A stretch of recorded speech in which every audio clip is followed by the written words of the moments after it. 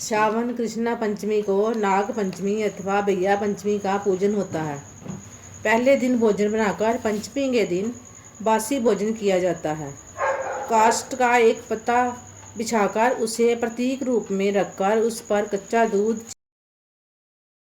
चीनी, शुद्ध घृत मिलाकर चढ़ावें तथा भीगे चने या चीनी आदि से पूजें और कुछ मीठा मिला हुआ दूध सर्प की बांबी में डाल दें।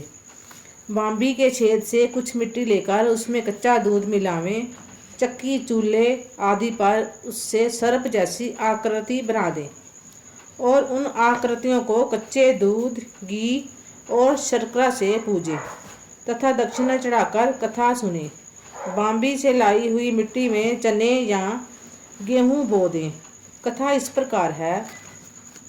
प्राचीन काल में एक सेठ जी के 7 पुत्र थे। सातों के विवाह हो चुके थे। सबसे छोटे पुत्र की पत्नी श्रेष्ठ चरित्र की, विदुषी और सुशील थी, परंतु उसके भाई नहीं था। एक दिन बड़ी बहू ने घर लीपने को पीली मिट्टी लाने के लिए सभी बहुओं को साथ चलने को कहा, तो सभी डलिया और खुरपी लेकर मिट्टी खोदने वाले गड्ढे पर जा पहुंची और मिट्टी खोदने लगी। तभी वहां एक सर्प निकला, जिसे बड़ी बहू खुरपी से मारने लगी। ये देखकर छोटी बहू ने उसे रोकते हुए कहा, मत मारो इसे, ये बेचारा निरपराध है। ये सुनकर बड़ी बहू ने उसे नहीं मारा। तब सर्प एक और जा बैठा। तब छोटी बहू ने सर्प से कहा, हम अभी लौट कर आती हूँ, तुम यहाँ से जाना मत। ये कहकर सर्प के साथ मिट्टी लेकर घर चली गई और वहाँ कामकाज में फंसकर सर्प से जो वादा किया था उसे भूल गई। उसे दूसरे दिन वह बात याद आई तो सबको साथ लेकर वहां पहुंची और सर्प को उस स्थान पर बैठा देखकर बोली, सर्प भैया नमस्कार। सर्प ने कहा, तू भैया कह चुकी है इसलिए तुझे छोड़ देता हूँ, नहीं तो ये झूठी बात कहने के कारण तुझे अभी डस लेता। वह बोली, भैया मुझसे भूल हो गई, उसकी क्षमा मांगती हूँ। तब सर्प बोला, अच्छा तू आज से मेरी बहन हुई और मैं तेरा भाई हुआ और तुझे जो मांगना हो मांग ले। वह बोली, भैया मेरा कोई नहीं है, अच्छा हुआ जो तू मेरा भैया बन गया। कुछ दिन व्यतीत होने पर वह सर्प मनुष्य का रूप धरकर उसके घर आया और बोला कि मेरी बहन को भेज दो। सबने कहा, इसके तो कोई भाई ही नहीं था। तो वह बोला, मैं दूर के रिश्ते में इसका भाई हूँ, बचपन में ही बाहर चला गया था। उसके विश्वास दिलाने पर घर के लोगों ने छोटी बहू को उसके साथ भेज दिया। उसने मार्ग में बताया कि मैं वही सर्प हूँ, इसलिए तू डरना नहीं और जहाँ चलने में कठिनाई हो वहाँ मेरी पूँछ पकड़ लेना। उसने कहे अनुसार ही किया और इस प्रकार वह उसके घर पहुँच गई। वहाँ के धन ऐश्वर्य को देख कर वह अचकित हो गई।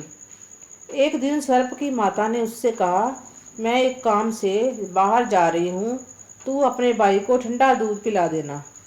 उसे ये बात ध्यान ना रही और उसने गर्म दूध पिला दिया, जिससे उसका मुख बेतरह जल गया। ये देखकर सर्प की माता बहुत क्रोधित हुई, परंतु सर्प के समझाने पर चुप हो गई। तब सर्प ने कहा कि बहन को अब उसके घर भेज देना चाहिए। तब सर्प और उसके पिता ने उसे बहुत सा सोना, चांदी, जवाहरात, वस्त्र, आभूषण आदि देकर उसके घर पहुंचा दिया। इतना ढेर सारा धन देकर बड़ी बहू ने ईर्ष्या से कहा, भाई तो बड़ा धनवान है, तुझे तो उससे और भी धन लाना चाहिए। सर्प ने यह वचन सुना तो सब वस्तुएं सोने की लाकर दे दी। ये देखकर बड़ी बहू ने कहा, इन्हें झाड़ने की झाड़ू भी सोने की होनी चाहिए। तब सर्प ने झाड़ू भी सोने। छोटी बहू को हीरा मणियों का एक अद्भुत हंसा उस देश की रानी ने भी सुनी और वह छोटी बहू का हार यहाँ आना चाहिए कि उससे वह हार लेकर शीघ्र उपस्थित हो। सेठ जी से जाकर कहा, महारानी जी छोटी बहू का हार लेकर मुझे दो।